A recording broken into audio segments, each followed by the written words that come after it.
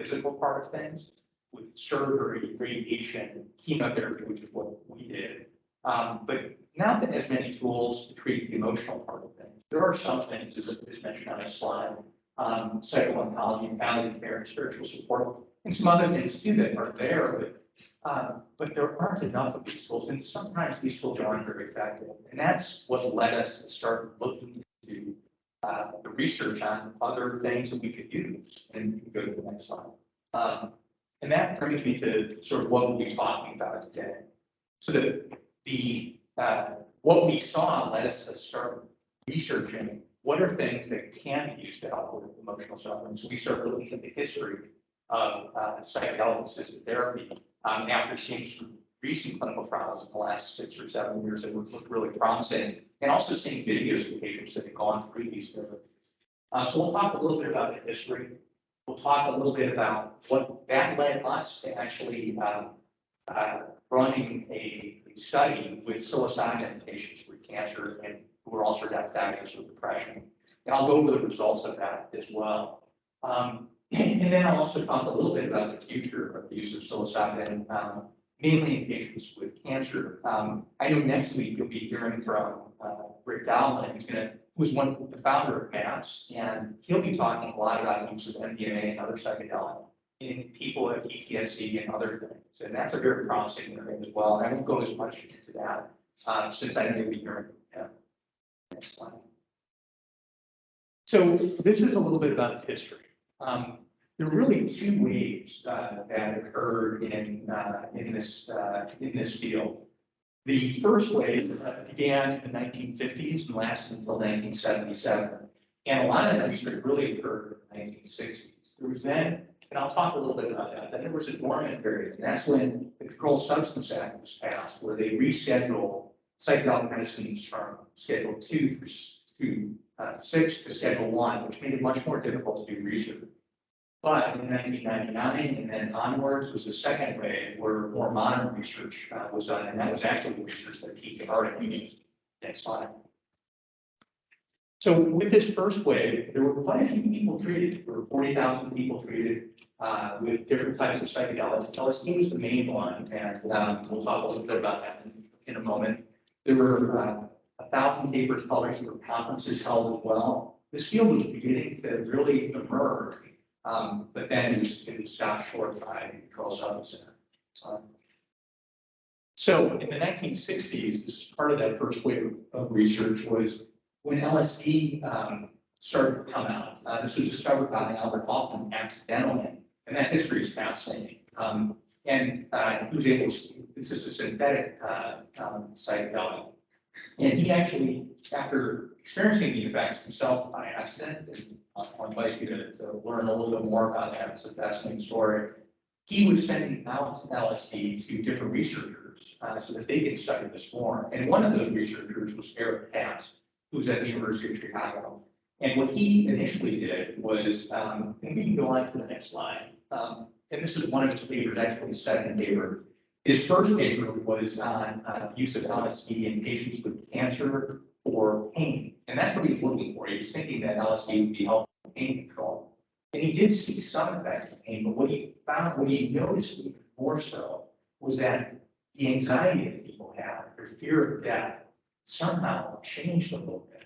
And he wanted to study that further. And his next two studies were around patients who had cancer and focused more on the anxiety, fear of death.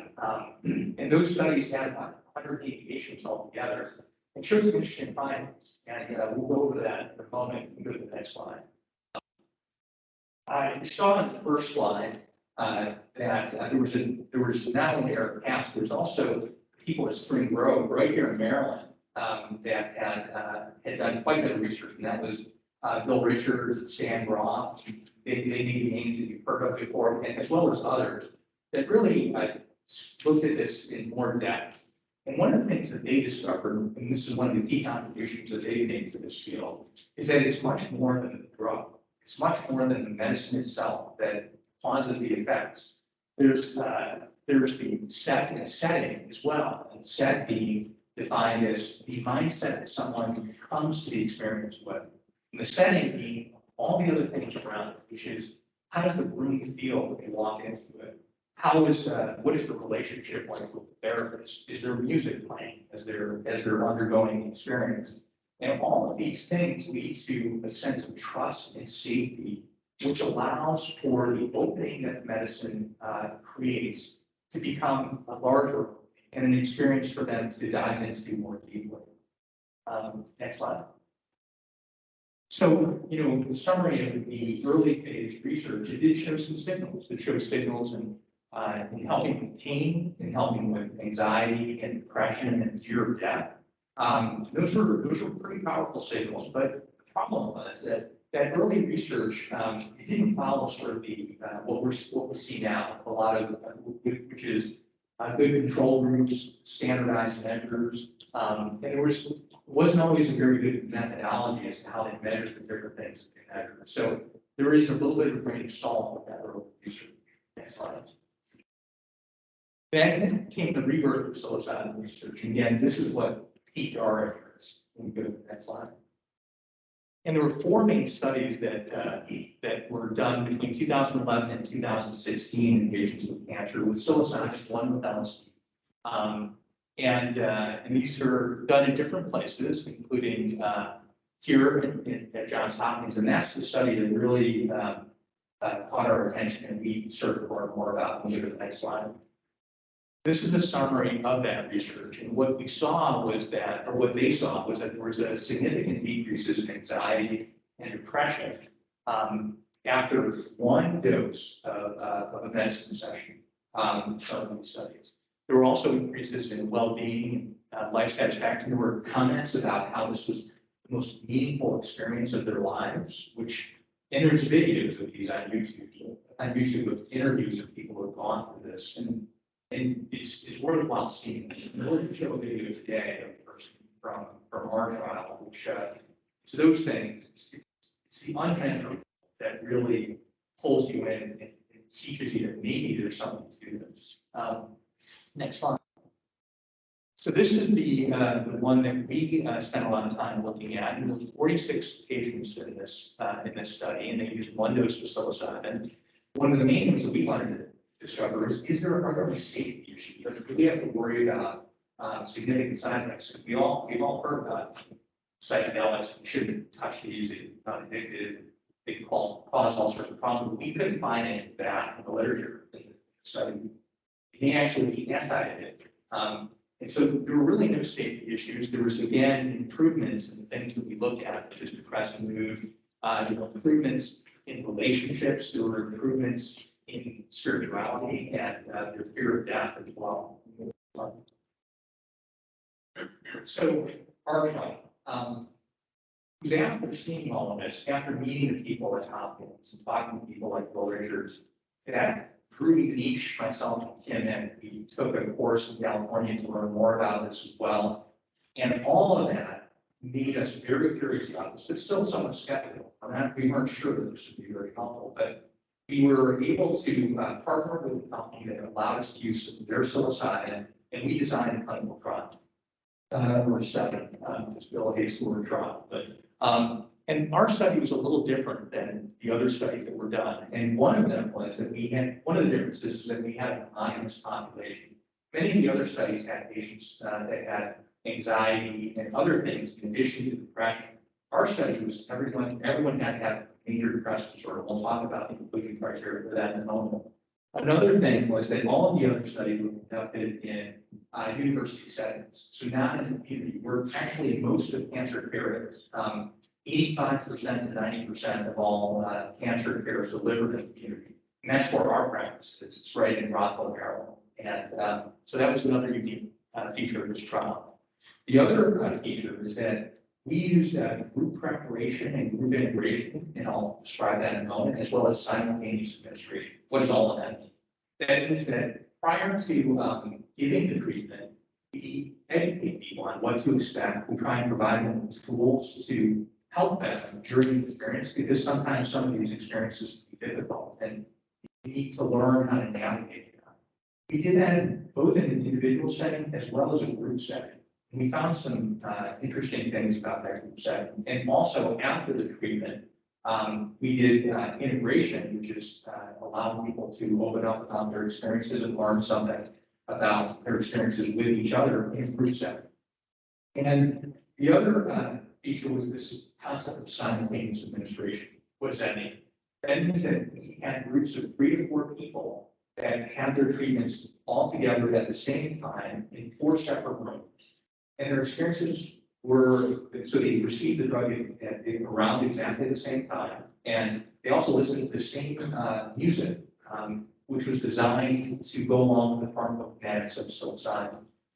So they were having kind of a shared experience in their individual rooms. So that was another unique thing about the trauma. And the last thing is, I mentioned before how people at Spring Grove Hospital determined that second setting were very important.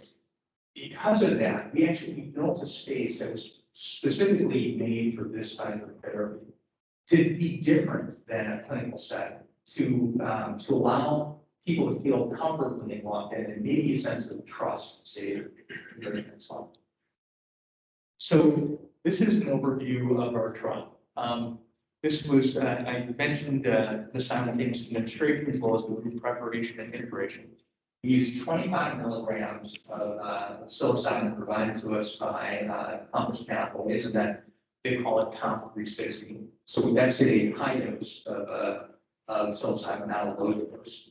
And the objectives were, this was a safety and tolerability study, so determining again, is this safe, is it tolerable for people?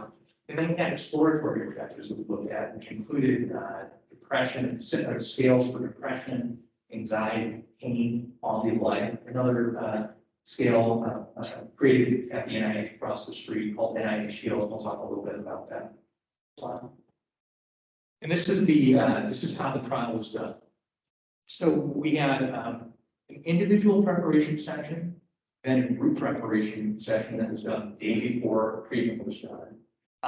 And then there was the day of treatment, and then there was group integration, and another group integration a week later. These were the inclusion and exclusion criteria. So we used the HAM-D as the primary inclusion criteria. They had to have a HAM-D score greater than or equal to 18 to qualify for major depressive disorder. They had to have a diagnosis of cancer. Now, that didn't mean they had to have an active diagnosis of cancer. These could have been patients that had a stage 1 breast cancer and were 5 years out from the treatment. So cured from their cancer potentially, but they were allowed on this trial. What they couldn't have is they couldn't have schizophrenia or psychotic disorders or bipolar disorder or mania. And they couldn't use psychedelics in the last year. One thing that was different about our trial than is true some of the other psychedelic assisted therapy trials is that we did allow patients who had brain metastases as long as they've been treated and they've been stable for 6 months. We had one patient that had good. Next slide.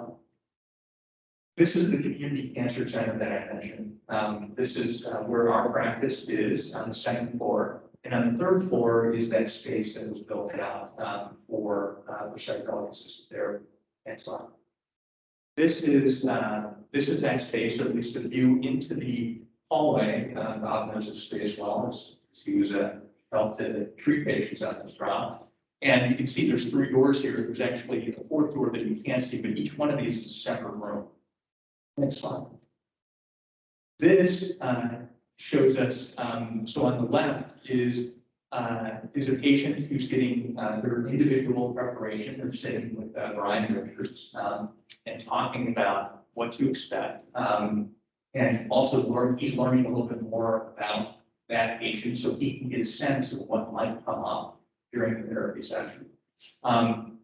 The middle slide is, or the middle picture is a picture of the control monitor that we have. So for safety, we would live monitor each patient that was undergoing the therapy and report it.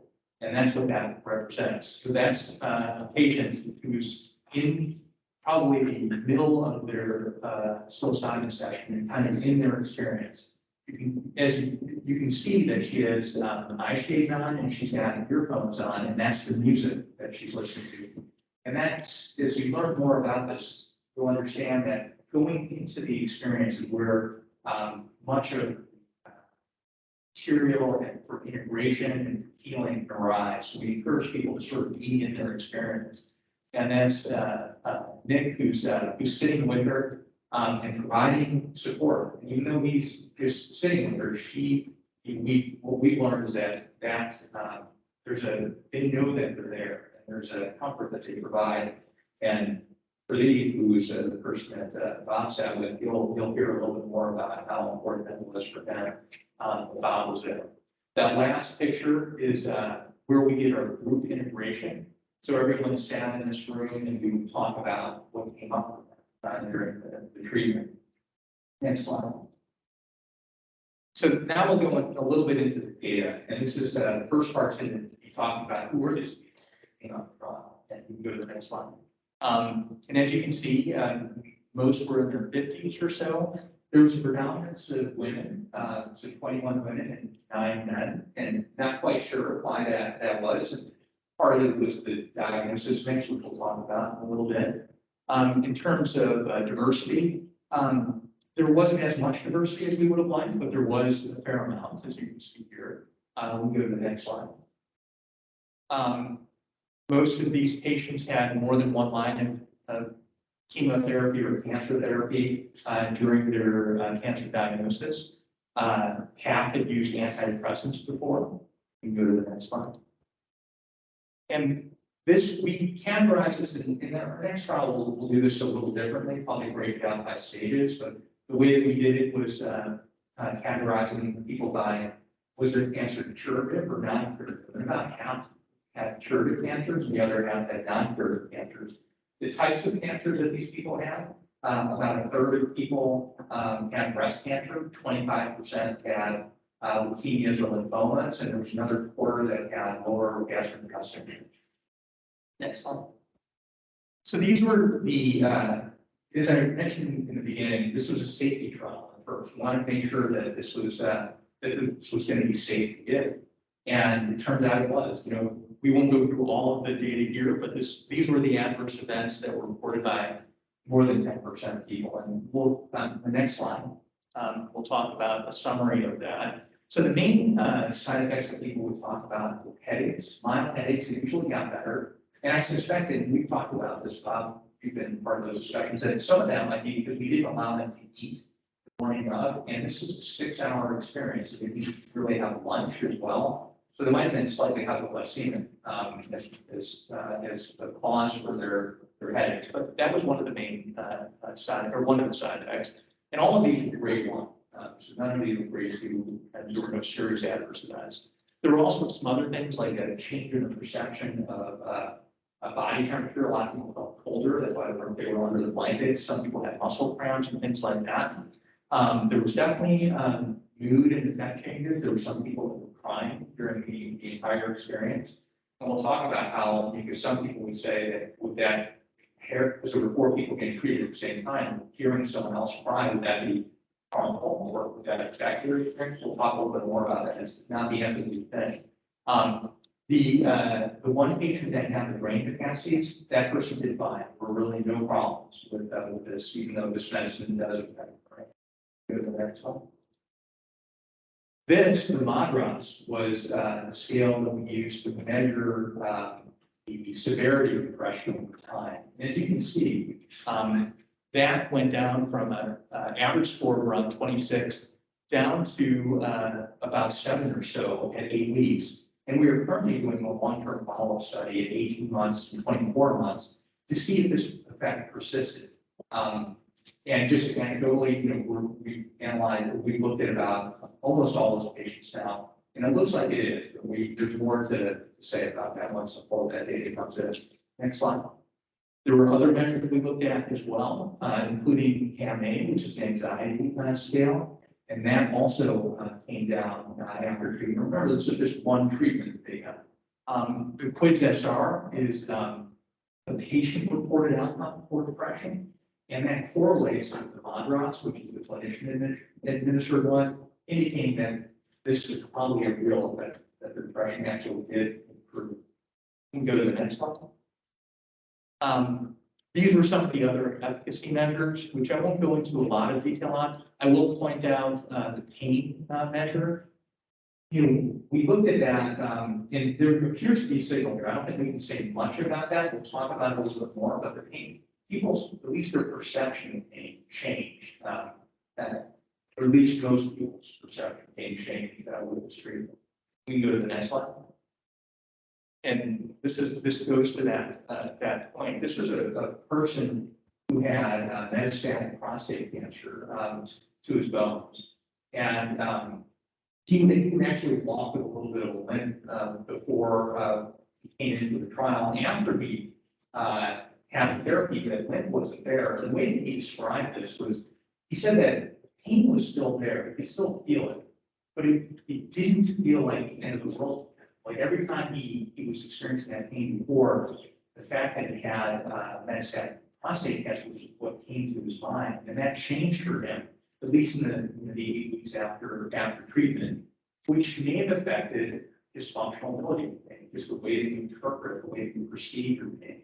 And maybe that's how this could affect people's pain. Next slide. This is another scale that we use. This is the NIH Shields, and it looks at a few things: connection between people in their lives, reflection, and trust. And it's a scale that, as it goes up, all of these things are improving. So we'll go to the next slide. And you can see here, there was a trend upwards, and that was clinically, or that was statistically significant. So then this will probably be a scale we continue to use in the future. Next slide. But, and this quote from Albert Einstein saying that not everything that can be counted counts, not everything that counts can be counted. These experiences are not quantitative, but there's much that is unmeasurable by scales and things like that. So one of the things that we did, and we go to the next slide, is that we had a relationship with a researcher at Dana-Farber to do interviews on all of these people after they've been through the trial, so after that 8-week mark, discussing things like what was your experience of the clinical trial, of the study? Did you feel a sense of trust? How did the music affect you? And other things like that. And right now he's analyzing that data. Actually, most of it is analyzed, and that manuscript is being submitted. And there's some really interesting things that we learned from that, and perhaps other ways to measure what's happening. We'll go to the next one. And this is, this is another thing, which is where I said a lot of this is unmemorable. The things that really affected me would not be Monroe's numbers. It wasn't the text of the interviews, although those were moving. It was the actual experience of seeing what happened to these people after they got treated. There was definitely a difference. And I think we'll go right to the video.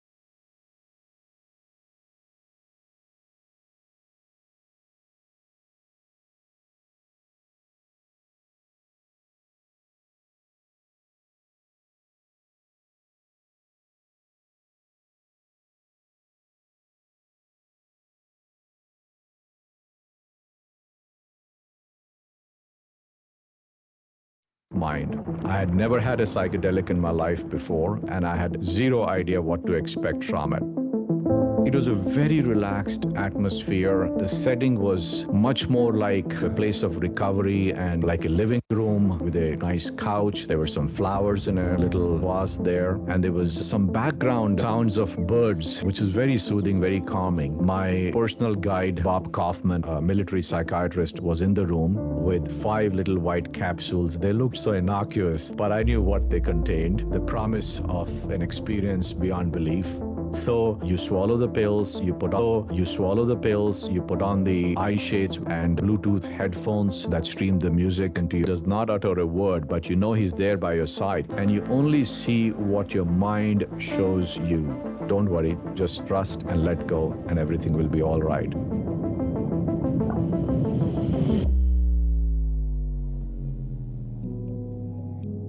Initially, I just felt extremely relaxed and comfortable. I felt that I was transported back to a little village in India with children playing, the sound of the flute in the background. And then at some point, the transition from just imagining something to starting to see something was almost like sudden. And I suddenly start seeing these amazing visuals of fractals, scintillating colors, millions of colors exploding in front of my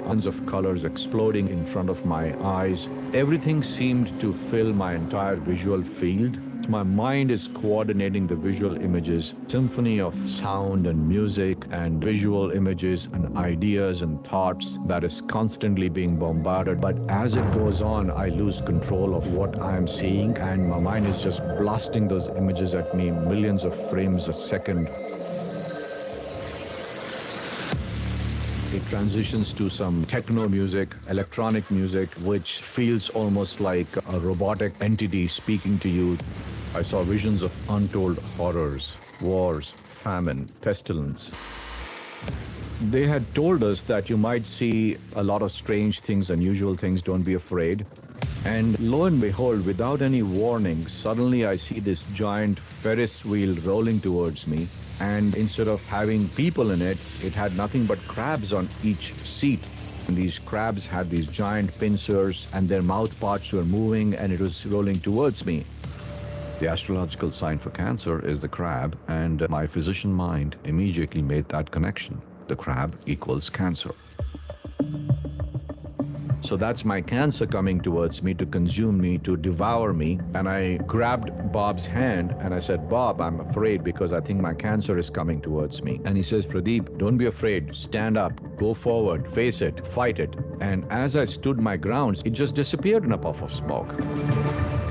And I said, okay, I've conquered the beast. And that is very gratifying. And I wanted to sit for some time and just keep my eyes open because that sort of drove all those images away. But Bob said, no, Pradeep, you have to get back in there. That's the therapy. That's what you need to do. That is what they tell you that this is all about, to face your fears. It's possible to defeat your demons because they're nothing but creations of your own mind. So if your mind can create them, your mind can also destroy them.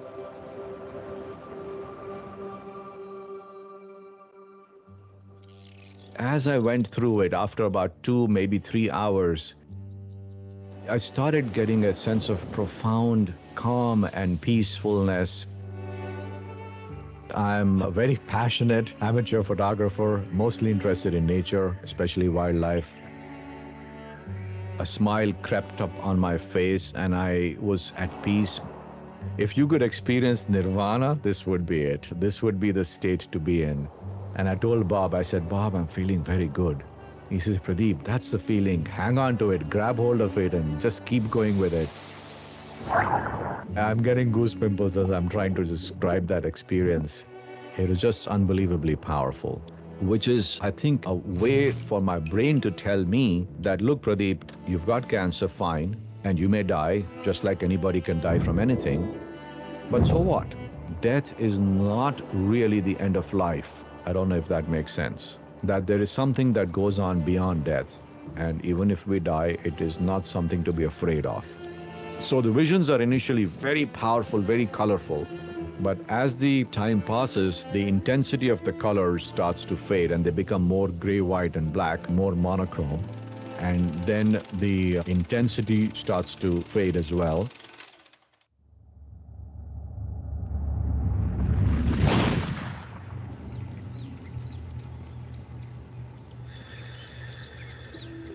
took off my headphones and the world came flooding back with brightness and colors in the room.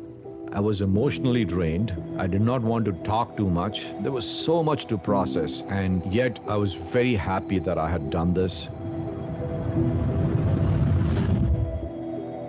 A lot of what I experienced, feelings I had afterwards, they are still with me. I am not as depressed as I used to be. The feeling of brotherhood with every human being, the feeling of love for everything that I see in nature now, the affection for my family, for my wife, the desire to be a better human being, a better husband, a better physician, a better father, grandfather, all of those things, that is still there. Father, grandfather, all of those things, that is still there.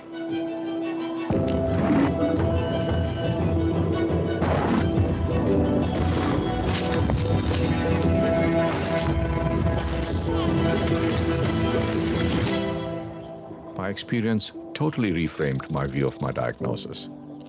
I've come out a new man, and I'm still that new man. Pradeep 2.0, that's the new me. Psilocybin has taught me to stop worrying about what if. Enjoy the moment, here and now. Life is limited anyway, so why struggle with the quantity? Focus on the quality. There are so many worlds beyond the stars.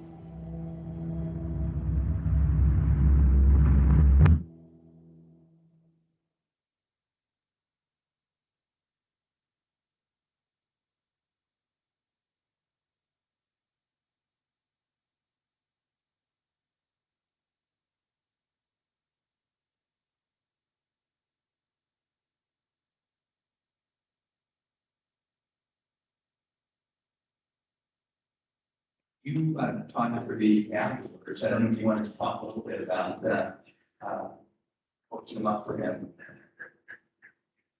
Thank you, Paul.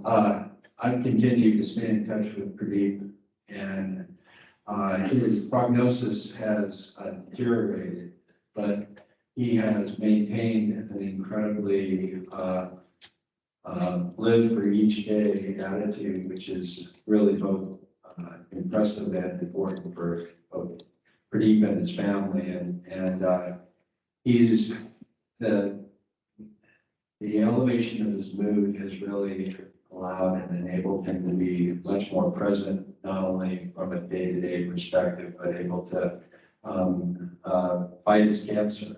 And as you know, attitude is everything. And we wish him the best. And we can go to the next slide. We can skip this one, and this one, and this one. I will mention this person. This is a person that I remember distinctly. He has colon cancer, and when he came in to see us, he was very closed off. He could barely look you in the eye. He wouldn't answer. He would answer questions with one-word answers. Was hesitant about being in a group even. After the treatment, the very next day, we meet with them the next day, things were different. You could visibly see a change in how he appeared, the way that he held his body, the way that he looked at you. He looked forward to the session. It was a palpable change in a matter of a day. And that was something that really was impactful on me. We can go to the next slide. And this is what he said. He said, I actually liked the session. I thought I might not really like it that much, but it turns out that I did like it. It was interesting because I thought about them once or twice during the dosing day. I thought about, geez, I wonder how they're doing, because it's pretty full on for me here. I wonder how they're handling it. There's a weird little bond there. And he's the one that, this is the one, the person that was closed off, didn't really want to be moved before, but he's the one that said after the 8 weeks, I've been to war. And it was him and 3 other women that had treatment on the same day. And he said, I've been to war with these women. I can't just not talk to them anymore. And so we created a support group that still meets to this day. And many of the patients on our study are meeting on that in that support group. And I think it's been very helpful for him. And he was the the one that really sparked that. Next slide. So what are some insights beyond the trial, beyond the study results? One thing that we learned, as we mentioned before, is that this group model is very promising. We think that there is more healing that happens in a group than happens individually. I mentioned before, that there were a couple of patients that cried for hours during their therapy sessions, and the other people in the group could hear them while that was happening. But for both of those groups, what they said was when they heard that crying, they felt compassion for that person, and it also allowed them to open up. It was okay if that person was crying. It was okay for them to feel what they were feeling and to allow it to happen. So I think these things that we sometimes think might be detrimental can be beneficial. So that's the next slide. And this quote kind of says that people are discovering that by telling their story and sharing their narrative, no matter how hard it may be, they are helping other people. And in helping other people, they're helping themselves or healing themselves. And that seems like a physical law of our universal ones. I'm starting to believe that more and more. We also find that one of the other things that we thought was that this would be more helpful for people who had advanced cancer, that were facing the end of their life more closely than others. But what we saw is that even in patients who had curative cancers, there was significant benefit, maybe even a little bit more of a benefit for them, because they're living with this. I suspect because they're living with this constant wondering it's going to come back. So that preconception was proven wrong, at least for me. Next slide. The other thing is the thing that I mentioned before that Bill Richard and Stan Groff discovered on Spring Road, which is how important the setting and the therapy is. I think the way that we at Sunstone look at this now is that this is therapy that is assisted by psilocybin, therapy that is assisted by psychedelics. The psychedelic only gives you an opening, but you have to take advantage of that opening. And taking advantage of that opening is on the person. They've got to work with that, be able to face what the fears that came up during that time, to open themselves up to connection with other people. And that's a process. And that integrated process is a lifelong thing. It's not just something that happens over 2 or 3 sessions. Next slide. And this is something that Manish had really thought deeply about. And it's true now that I think about how our private practice was. Depression, and what he's saying is depression is collusion. When we saw a person in our clinic, you have a limited amount of time to see them. And you're talking a lot about, you have a lot of things to talk about. What's that chemotherapy? What did the scans show? What are the next scans? All of those things. And there's this pressure to not talk about the other things that are sitting in that room with you, beyond the physical things. And that not only comes from the time pressure, it comes from the pressure of the family members sometimes when they're in a room who might be embarrassed to talk about this or not wanting to be open about that. From our clinic staff who are trying to move people through so that someone can get their chemotherapy. There's a number of things that prevent us from really diving into things that are really, as I showed you in the iceberg before, could be the majority of their suffering. So something that's a useful concept for us to keep in mind. Next slide. So these are the slide. These are the studies that I'm talking about here are mainly studies in people who have serious illnesses, and the studies that we have upcoming are one with serious illness, depression, and psilocybin again. This will be a multi-center trial at different locations as well as ours. We're also just opened another study with MDMA in patients with cancer who have adjustment disorder as well as their loved one. And they both get treated separately at first in different rooms, and then for the second dose they get treated together. And the hope there is that what we're trying to learn is, will this improve their relationship with each other? So that's a trial that's coming up. And then we're going to try and improve on the study that we just did. We saw that the MADRS scores dropped off quite a bit, but there were some people that didn't get into what we call our mission for MADRS scores. And the question is, With a second dose, these people who did not achieve remission with that, get them into remission. So that's that trial. And I mentioned the long-term follow-up studies that are being done. There are also studies being done in other places at Emory, University of Utah, Dana-Farber, and the University of Nebraska. Next slide. So that's everything. I'm happy to take any questions you might have. Bob is here too to answer questions about his experience. Yeah. Hey, thank you for your work. Very important work. Near and dear to part of our family in particular. Any data on any folks that have had ongoing MDD or anxiety before their cancer diagnosis, then maybe got worse after the treatment? Yeah, we don't have that on that yet. And actually, with the second study that we're going to be conducting, we'll find like some of that. But right now, yeah.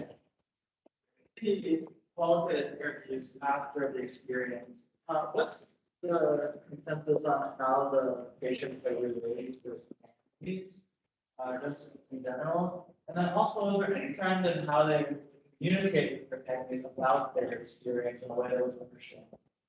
Yeah, and the interviews didn't address those two things in particular, but there were anecdotal comments from people. In terms of the latter part of your question, they found it difficult to talk about the experience with their family, especially the day after. And actually, we encouraged them not to talk about it because they're still sort of integrating that and processing that.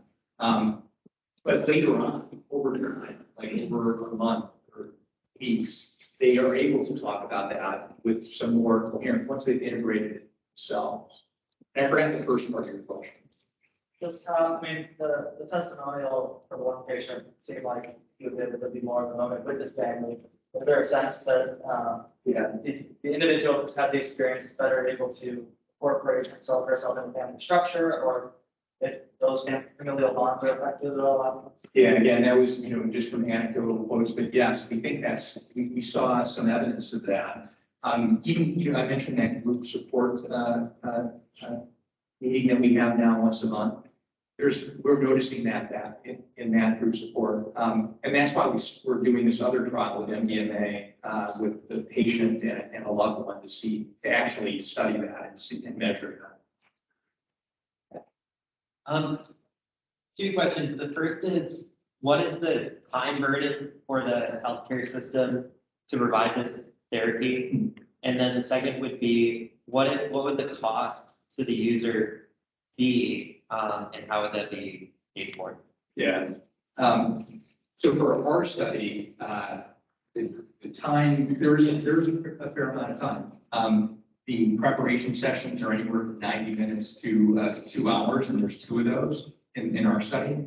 The treatment day is 6 hours that they're under sort of the influence of this. And then there's the integration, which are again, 2 hour visits, approximately 2 hour visits. So there is a fair amount of time that happens with this. And then, and we, what we're studying now is what is the cost of this? What would it be in an insurance-based system? How much would this cost? And it is a fairly significant amount. Right now, what we're seeing for the expanded access trial for MAPS, this is just a guess, it's anywhere between $30,000 and $45,000. They get 3 treatments though in that. But the thing to remember also is that they're not, it's like for our trial, they got 1 treatment and then they were done. This was a continuous thing. So there may be longer costs. Yeah, so thank you for being here. Charles Levine, I'm the program director. Thanks for being here. I have one administrative question, but I'll ask that second. The first one was with MDMA assisted therapy. I know that for the therapist, there's a significant amount of training involved. How is that different from the guide terminology that you use for the psilocybin? And what kind of training goes into that? Yeah, so each trial specifies their own training. We had our own training for this. That wasn't as intensive as the training that you have for MAPS and MDMA. And that's a real problem because how are you going to train enough people if you have that intensive training program? So We think that at some point in time, there's going to be a consolidated training platform, and you don't have to get all these different types of training.